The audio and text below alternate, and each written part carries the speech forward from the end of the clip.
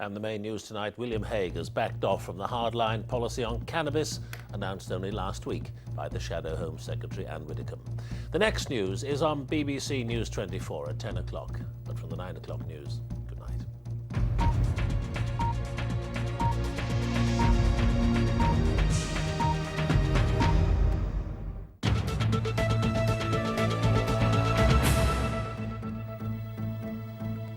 Good evening. The Human Rights Commission has failed in its High Court bid to stop the broadcast of tonight's Panorama programme on Omagh. Mr Justice Kerr said there was no reason to suppose that criminal proceedings, whether before a judge or a judge and jury, would be compromised by the showing of the programme. It names a number of people questioned by police in connection with the bombing. Heavy rain has brought flooding to many parts of Northern Ireland. Roads have been affected and there's been some damage to homes and property, including the Northern Ireland Hospice. Jane McMurran reports. Almost 40 millimetres of rain fell today in some parts of Belfast, leading to scenes like this on the Springmorton Road. It was a similar story across the city.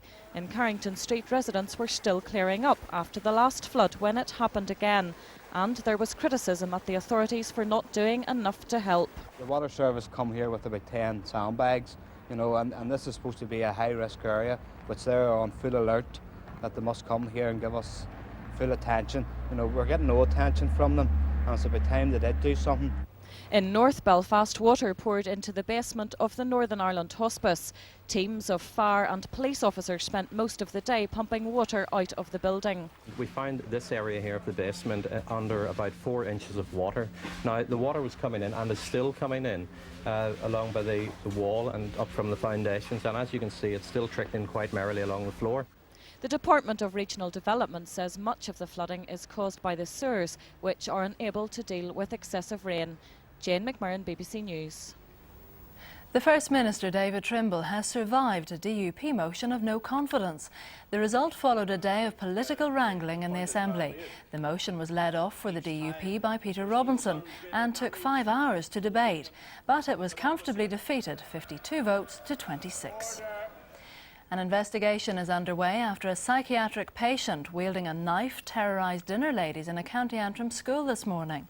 Dalriada Grammar was evacuated after the intruder wrenched the knife from kitchen staff and stabbed himself. The man, a former pupil, had been receiving treatment at a psychiatric unit only yards away. One of the women was slightly injured when he grabbed the knife. Detectives investigating the death of a baby boy whose body was found in a County Down wood at the weekend have again appealed for the child's mother to come forward. The body was discovered near Strangford Lough on Friday night. A post-mortem examination showed the boy had sustained a number of injuries, and police say they're treating the death as suspicious. Well, I'll be back with a full roundup of today's news on our digital channel BBC Choice at 10. And there'll be a late bulletin in Newsnight on BBC 2 at 11 o'clock. For now, though, have a very good night.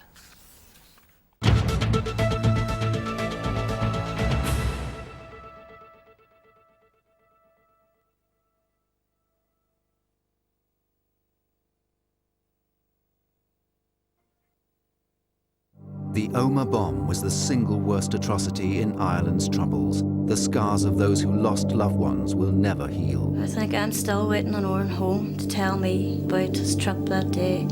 Just you still be waiting because he didn't come home. 2 years on, no one's been brought to justice. We need yet more public support. We need the final pieces fitted into this jigsaw in terms of evidence. Confronting the Omagh suspects, Panorama exposing the truth in half an hour on BBC One.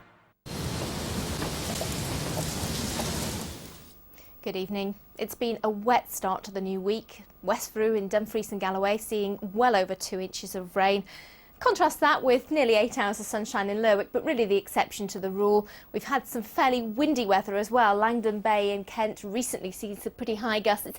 The winds are easing further west now, but certainly ahead of this rain band up the North Sea coast, there'll be gales for the next few hours, and that low will track northeastwards, taking with it its rain through the night. Some wet and blustery showers in the south, and another area of low pressure developing for tomorrow. So really it is going to stay pretty unsettled.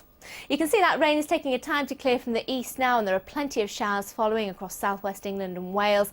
And here that heavy band of rain still evident on the radar through Scotland, where it will persist for much of the rest of the evening and the night, giving perhaps further local flooding. In fact, we do have some flood warnings out for parts of Wales and England, and you can get more details on the state here by calling the flood line for England and Wales.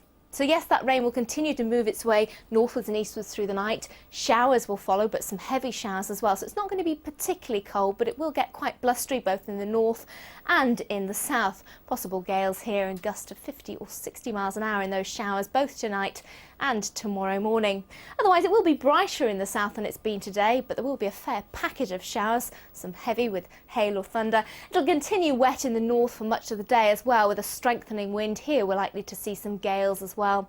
So a wet and windy day for much of Scotland, and turning wetter in the south later in the day as that next area of low pressure starts to sweep its way in. So it will feel cold in the wind and the rain, and as we head to Wednesday, that low pressure will continue to bring us some unsettled weather.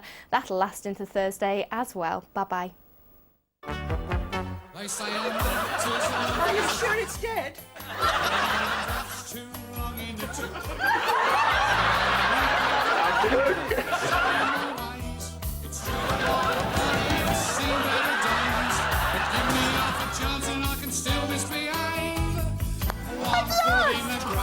The relief!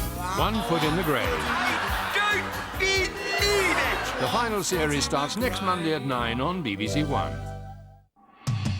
I want you to appear on Let's Talk to take your place in the audience. And all you have to do is ring this telephone number. That number to call is free phone 0800 092 0133 if you'd like to be in the audience in Belfast, or email lets.talk@bbc.co.uk.